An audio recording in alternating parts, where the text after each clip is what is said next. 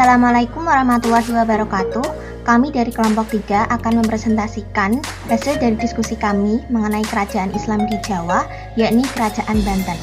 Pertama-tama, perkenalkan anggota-anggota dari kelompok kami, yakni saya sendiri, Intan Cahyaningrum, nomor absen 14. Perkenalkan, nama saya Fajri Nuraya, absen 10. Perkenalkan, nama saya Fiona Fiorentina, nomor absen 11. Nama saya Fajar Fradrinalin, absen 12. Nama saya Iloni Akbar Pratiwi, nomor absen 13. Di sini yang akan dibahas adalah yang pertama letak geografis, yang kedua adalah kehidupan politik, yang ketiga adalah kehidupan ekonomi, yang keempat adalah kehidupan sosial budaya, yang kelima adalah peninggalan. Letak geografis. Secara geografis, Kerajaan Banten terletak di Provinsi Banten.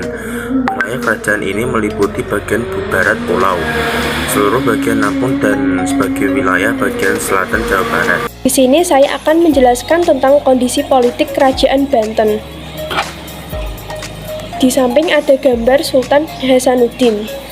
Sultan Hasanuddin adalah sultan pertama Kerajaan Banten yang memerintah pada tahun 1522 sampai 1570. Ia adalah putra Fathahillah, seorang panglima tentara Demak.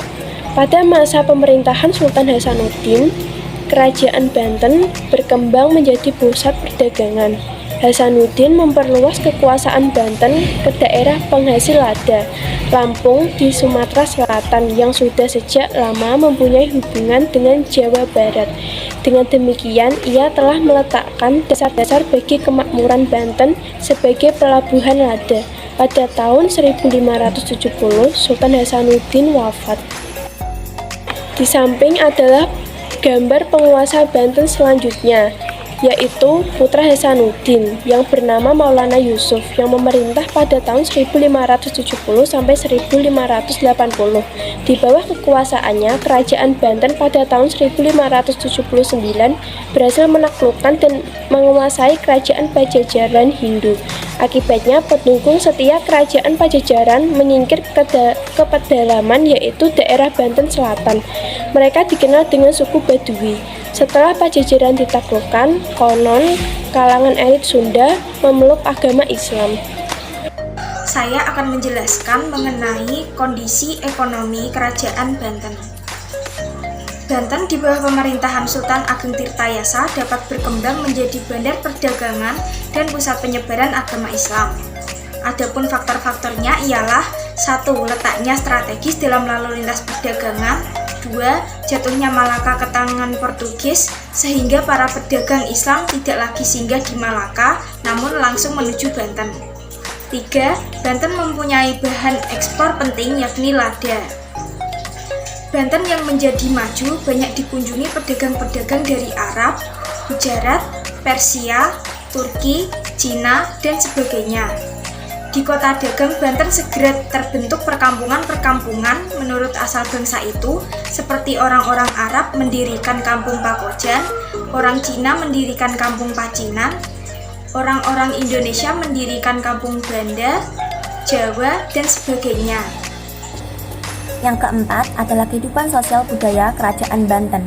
Sejak Banten diislamkan oleh Fathahillah atau Maulana Hasanuddin pada tahun 1527, kehidupan sosial masyarakatnya berangsur-angsur mulai berlandaskan ajaran-ajaran Islam. Kemudian pada masa pemerintahan Sultan Abdul Fattah atau lebih dikenal dengan Sultan Ageng Tirtayasa, yakni pada tahun 1651 sampai 1682, kehidupan sosial Kerajaan Banten pada waktu itu cukup baik karena Sultan Ageng Tirtayasa memperhatikan kehidupan dan juga kesejahteraan rakyatnya. Dalam bidang kebudayaan, seni bangunan juga mengalami perkembangan. Di antaranya ada Masjid Agung Banten, bangunan keraton, dan juga gapura-gapura. Namun, saat Sultan Ageng Tirtayasa meninggal, kehidupan sosialnya merosot tajam sebab adanya campur tangan Belanda dalam berbagai kehidupan. Di sini saya akan menjelaskan peninggalan Kerajaan Islam di Banten. Yang pertama yaitu Masjid Agung Banten. Masjid ini didirikan pada tahun 1652, memiliki atap tumpukan 5 yang mirip dengan pagoda Cina.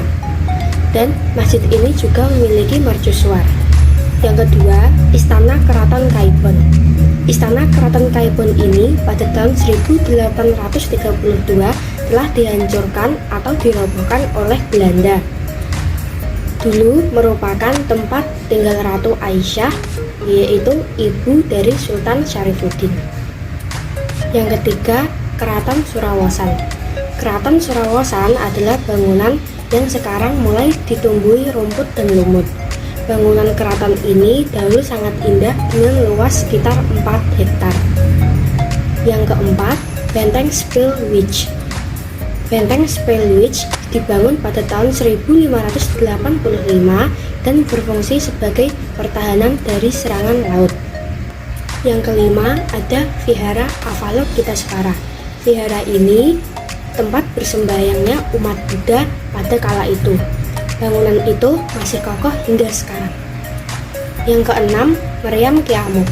Meriam ini peninggalan kerajaan Banten yang masih dapat dilihat hingga sekarang.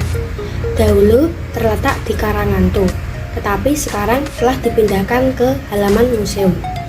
Terima kasih. Sekian presentasi dari kelompok kami. Mohon maaf apabila ada salah kata. Wassalamualaikum warahmatullahi wabarakatuh.